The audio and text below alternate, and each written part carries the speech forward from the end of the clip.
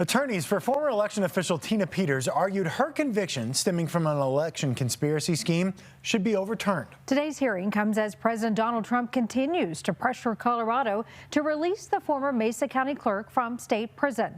Peters, convicted of several state felonies for allowing fellow election deniers access to local voting systems in search of voter fraud following Trump's loss in the 2020 election. Now, at the same time as the appeals court is hearing this case, Governor Polis is considering giving Peters clemency, which could shorten her sentence or release her. He still has not made that decision.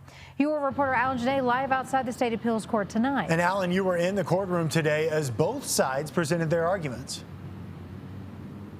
Yeah, it was a moment here for the attorneys representing Tina Peters to have their claims heard by the three-judge panel on the State Court of Appeals and for the state to answer. Well, it got a little bumpy at times. It was generally very friendly between the judges and the two sides, the lawyers for Peters and the lawyers from the Office of State Attorney General. Now, there are a lot of claims that Peters' attorneys are making, a whole bunch of them, that she should be exonerated.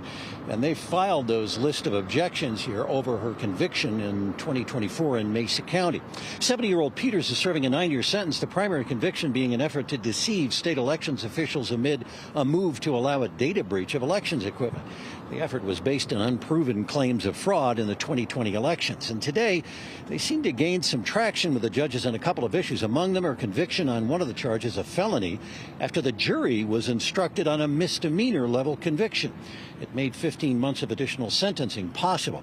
Also, that the judge would not allow testimony about allegations of election fraud, but talked about Peters' allegations during sentencing.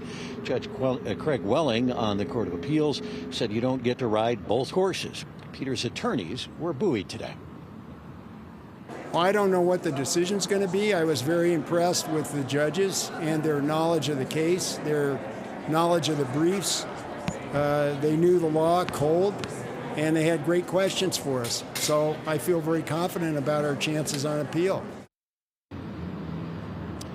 Lawyers from the Office of the State Attorney General left without comment tonight, but in court, the Assistant State Attorney General said that about the sentencing, while the judge had referenced Peters' claims, the judge was more focused about her deception of public officials when the sentencing occurred.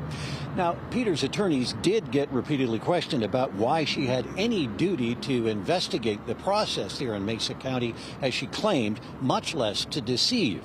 Amid all of this, of course, happening is the pressure that is coming from the President of the United States to either free Tina Peters or turn her over to federal officials, where it is believed she, under pardon, would go free.